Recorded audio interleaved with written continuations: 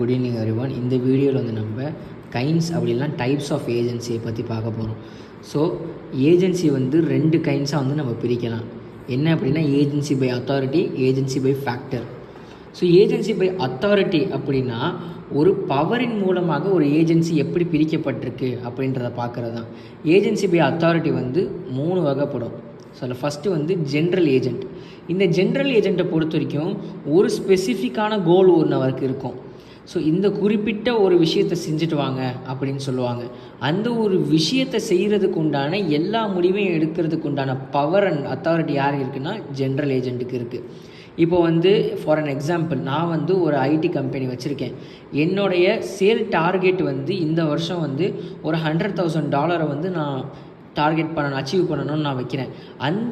அதுக்காக இந்த ஏஜென்ட்டை நான் அப்பாயிண்ட் பண்ணும்போது அந்த டார்கெட்டை ரீச் பண்ணுறதுக்கு என்னென்ன விஷயங்கள் செய்யணுமோ அதை எடுக்கக்கூடிய முடிவுகள் வந்து முழுமையாக இவர்கிட்ட இருக்குது.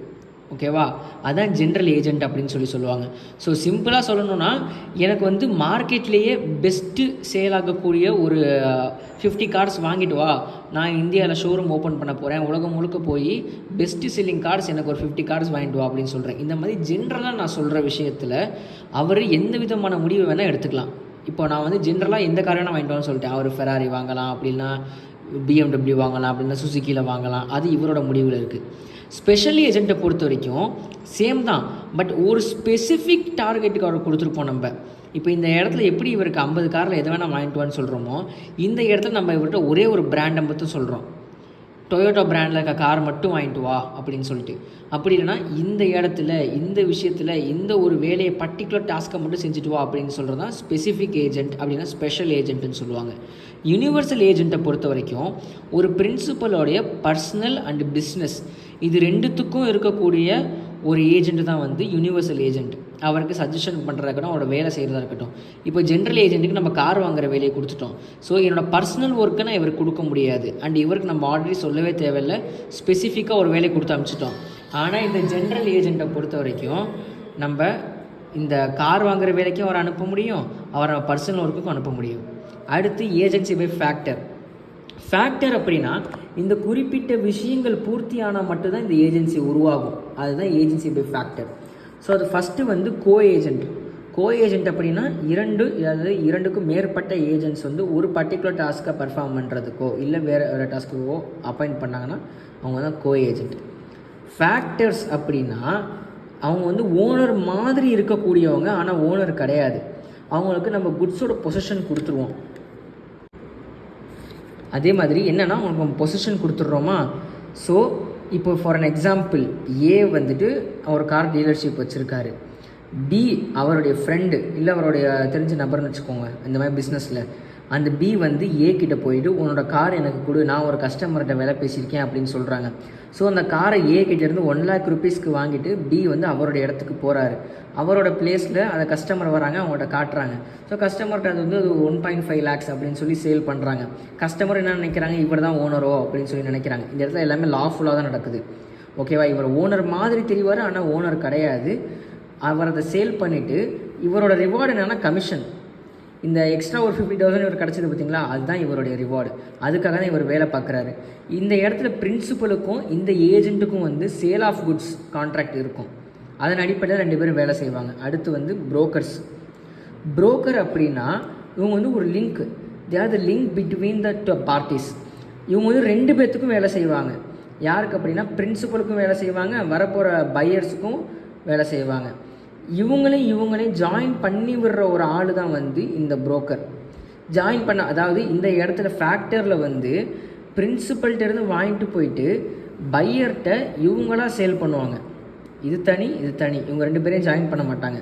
ஆனால் இந்த இடத்துல பையரையும் பிரின்சிபலையும் டேரெக்டாக ஜாயின் பண்ணி விட்டுருவார் புரோக்கர். நீங்கள் 2 பேர் பேசிக்கங்க, உங்கள் 2 பேர்த்துக்குள்ள நெகோஷியேட் பண்ணிக்கோங்க, பட் எனக்கு புரோக்கரேஜை கொடுத்துருங்க அப்படின்னு சொல்லி பண்ணுறது தான் புரோக்கரேஜ் அப்படிங்கிறது. அது பர்ச்சேஸ்க்காகவும் இருக்கலாம், சேலாகவும் இருக்கலாம். அதே மாதிரி இவருக்கு வந்து பொசிஷன் கொடுக்க மாட்டோம். யாருக்கு? புரோக்கருக்கு. அந்த இடத்துல நம்ம ஃபேக்டருக்கு என்ன பார்த்தோம், பொசிஷன் கொடுத்துருவோம். ஆனால் இவருக்கு பொசிஷன் கொடுக்க மாட்டோம். ஓகேவா? அடுத்து ஆக்ஷனியர் அப்படின்னா ஆக்ஷன் ஏஜென்ட் அப்படின்னு சொல்லுவாங்க. இதை பொறுத்த வரைக்கும் என்ன அப்படின்னா, என்னுடைய ஒரு ப்ராப்பர்ட்டியை மூவபுளோ இம்மூவபுளோ அதை வந்து என் சார்பாக ஒருத்தவங்க சேல் பண்ணுறதுக்காக ஒரு ஏலத்தில் கொண்டு போய் விடுறேன். அந்த நபர் வந்து அதை பொது ஏலத்திலேயோ இல்லை ஏதோ ஒரு ஏலத்திலேயோ விட்டு பிட்ஸ்க்கு இன்வைட் பண்ணுறாரு. அப்படி இன்வைட் பண்ணி என் சார்பாக ஒரு விற்று கொடுத்தாரு அப்படின்னா அவரை தான் ஆக்ஷனியர் அப்படின்னு சொல்லுவோம் நம்ம. அடுத்து கமிஷன் ஏஜென்ட். கமிஷன் ஏஜென்ட் வந்து பியூர்லி ஃபார் பிஸ்னஸ்ன்னு நம்ம சொல்லலாம், ஆர் பியூர்லி ஃபார் ப்ராஃபிட்னு நம்ம சொல்லலாம். என்ன ப்ராஃபிட் அப்படின்னா எந்த ஒரு விஷயத்தையும் பர்ச்சேஸ் பண்ணுறதா இருக்கட்டும் இல்லை சேல் பண்ணுறதா இருக்கட்டும் அது பெஸ்ட்டு ப்ரைஸ்க்கோ இல்லை பெஸ்ட்டு டேர்ம்ஸ்க்கோ பிரின்சிபலுக்கு முடிச்சு தரது தான் கமிஷன் ஏஜென்ட்டோடைய வேலை. அதுக்கு அவங்க இன் ரிட்டன் கமிஷன் வாங்கிக்குவாங்க. ஃபார் அன் எக்ஸாம்பிள் வந்து இப்போ வந்து பிரின்சிபல் இவர் வந்து ஒரு தக்காளி பிஸ்னஸ் பண்ணுறாருன்னு வச்சுக்கோம். இவருக்கு வந்து இன்றைக்கி இந்த டேட் ஒரு 50 kg தக்காளி தேவைப்படுது அவர் சேல் பண்ணுறதுக்கு. ஸோ அப்போது கமிஷன் ஏஜென்ட்டை அணுகி மார்க்கெட்லேயே பெஸ்ட்டு ப்ரைஸ் கொடுக்கக்கூடிய செல்லர் யார், பெஸ்ட்டு கண்டிஷன்லேயும் பெஸ்ட்டு ப்ரைஸையும் கொடுக்கக்கூடிய ஆள் யாருன்னு எனக்கு பார்த்துட்டு வாங்க அப்படின்னு சொல்லி அனுப்புவாங்க. அப்போ இந்த கமிஷன் ஏஜென்ட் வந்து அந்த பெஸ்ட்டு ப்ரைஸ்லேயும் இவருக்கு டீல் முடிச்சு தருவாங்க. அதுக்கு இவங்க கமிஷன் ரிசீவ் பண்ணிக்குவாங்க. இன் டேர்ம்ஸ் ஆஃப் சேல் இருந்துச்சு அப்படின்னா இவங்களோட ப்ராடக்ட்ஸை இவங்கள்ட்ட கொடுத்துருவாங்க. கொடுத்து இந்தாங்க என்னோட பொருள் இதை வந்து எனக்கு பெஸ்ட்டு ப்ரைஸ்க்கு முடிச்சு கொடுங்க அப்படின்னு சொல்லி கேட்கும்போது இவங்க பெஸ்ட்டு ப்ரைஸ்க்கு முடிச்சு தருவாங்க. அதுக்கு ஒரு கமிஷன் ரிசீவ் பண்ணிக்குவாங்க. இதுதான் கமிஷன் ஏஜென்ட்டுடைய வேலை. அடுத்து டெல் கிரெடே ஏஜென்ட். இந்த டெல் கிரெடே ஏஜென்ட்டை பொறுத்த வரைக்கும் இவங்க ஒரு புரோக்கர் மாதிரி இருப்பாங்க, ஆஸ் வெல் அஸ் ஒரு சேல்ஸ் பர்சன் மாதிரி இருப்பாங்க. என்ன அப்படின்னா இவங்க வந்து பிரின்சிபலுக்கு கேரண்டாக இருப்பாங்க. தட் இஸ் ஒரு பையருக்கு வந்து கடன் வாங்குற, அதாவது இப்போ வந்து நம்ம கார் பார்த்தோம் பார்த்தியா, இவர் வந்து கார் ஷோரூம் வச்சுருக்காரு, இவர் வந்து பையராக இருக்கார், இவர் வந்து இஎம்ஐயில் வாங்கணும். ஸோ இவர் வந்து பிரின்சிபல் வந்து உங்களுக்கு என்ன கேரண்டி அப்படின்னு கேட்கும்போது இவர்கிட்ட கேரண்டி ஒன்றுமே இல்லை. ஸோ இந்த இடத்துல இவருக்கு ஒரு பிஸ்னஸ் லாஸ் ஆகுது. அப்போ இந்த ஏஜென்ட்ஸ் என்ன பண்ணுவாங்கன்னா அந்த கேரண்டியை இவங்க எடுத்துக்குவாங்க.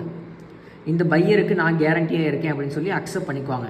அக்செப்ட் பண்ணி அந்த கேரண்டி சக்ஸஸ்ஃபுல்லாக முடிஞ்சிச்சு அப்படின்னா இவங்களுக்கு எக்ஸ்ட்ரா கமிஷன்ஸ் கிடைக்கும். இப்போது இந்த இடத்துல பாருங்களேன், 2 விஷயம் நடந்திருக்கு. இவங்களுக்கு கேரண்டியாகவும் இருந்திருக்காங்க, அண்ட் த சேம் டைம் ஒரு பிஸ்னஸையும் டீல் பண்ணி கொடுத்துருக்காங்க இந்த பிரின்சிபலுக்கு. அதுதான் வந்து டெல் கிரெடே ஏஜென்ட்டோடைய வேலை. அடுத்து sub agent. Sub agent section 191 of the Indian contract ஆக்டில் ஒரு ஏஜென்ட்டுக்கு கீழே வேலை செய்யக்கூடிய ஒருவர் அப்படின்னு சொல்கிறாங்க. அடுத்து சப்ஸ்டிடியூட் ஏஜென்ட் வந்து 194 வந்து பிரின்சிபலோடைய ரெக்வஸ்ட்டுக்கு கீழே ஒரு ஏஜென்ட்டை அப்பாயிண்ட் பண்ணாங்க அப்படின்னா அதுதான் சப்ஸ்டிடியூட் ஏஜென்ட்னு சொல்கிறாங்க. ஸோ இது ரெண்டுத்துக்கும் மெயினாக டிஃப்ரென்ஸ் என்ன அப்படின்னா பிரின்சிபல் வந்து ஒரு ஏஜென்ட்டை அப்பாயிண்ட் பண்ணுறாரு, இவர் தான் ஒரிஜினல் ஏஜென்ட். இந்த ஒரிஜினல் ஏஜென்ட் வந்து ஒரு பிஸ்னஸ் நெசசரியின் அடிப்படையில் ஒரு சப்ஸ்டிடியூட் ஏஜென்ட்டை அப்பாயிண்ட் பண்ணார் அப்படின்னா, அதாவது ஒரு sub agent R substitute agent 2 பேரில் யாராக வேணா இருக்கலாம். அது எப்போ சப் ஏஜென்ட் எப்போ சப்ஸ்டிடியூட் ஏஜென்ட் ஆகுது அப்படின்னா இவருடைய இந்த ஒரிஜினல் ஏஜென்ட்டோடைய தேவைக்காக இந்த பிஸ்னஸை இந்த நெசசிட்டியை பர்ஃபெக்டாக பண்ணி முடிக்கிறதுக்காக ஒரு ஏஜென்ட் அப்பாயிண்ட் பண்ணார் அப்படின்னா அது சப் ஏஜென்ட்னு சொல்லப்படும். இந்த பிரின்சிபல் இந்த வேலையை முடிக்கிறதுக்கு இப்படிப்பட்ட ஒரு ஆள் எனக்கு கூட்டு வா அப்படின்னு சொல்கிறது. இப்போ நம்ம இந்த இடத்துல ஆக்ஷனியர் பார்த்தோம். இப்போ பிரின்சிபல் என்ன சொல்கிறாரு, என்னோடய நிலத்தை வந்து ஏலம் விடணும், எனக்கு வந்து ஒரு 10 ஏக்கர் நிலம் இருக்குது, அது ஏலம் விடணும் அப்படின்னு சொல்லி ஏஜென்ட்டை சொல்கிறாரு. சொல்லி எனக்கு ஒரு கரெக்டான ஏலம் விடுற நபரை கூட்டிகிட்டு வா அப்படின்னு சொல்கிறாங்க. அப்போ இவர் என்ன பண்ணுறாரு, ஒரு ஏலம் விடுற நபரை கொண்டு வந்து கூப்பிடுறாரு. அவர் பேர் ஆக்ஷன் ஏஜென்ட்டு தான், பட் அவர் அப்பாயிண்ட் பண்ணது யார், ஒரிஜினல் ஏஜென்ட். இந்த ஒரு ஸ்பெசிஃபிக் டாஸ்க்குக்காக பிரின்சிபலோட ரெக்வஸ்ட் கீழே ஒரு ஒரிஜினல் ஏஜென்ட் வந்து அப்பாயிண்ட் பண்ணாங்கன்னா அவங்க சப்ஸ்டிடியூட் ஏஜென்ட்டு. இந்த ஒரிஜினல் ஏஜென்ட்டோட வேலைகளை ஃபர்தராக செய்கிறதுக்கு ஒரு ஆள் அப்பாயிண்ட் பண்ணாங்கன்னா அவங்க தான் சப் ஏஜென்ட். ஸோ இந்த 10 பேர் தான் வந்து நம்ம கைண்ட்ஸ் ஆஃப் ஏஜென்சின்னு நம்ம பார்க்கணும். தேங்க்யூ.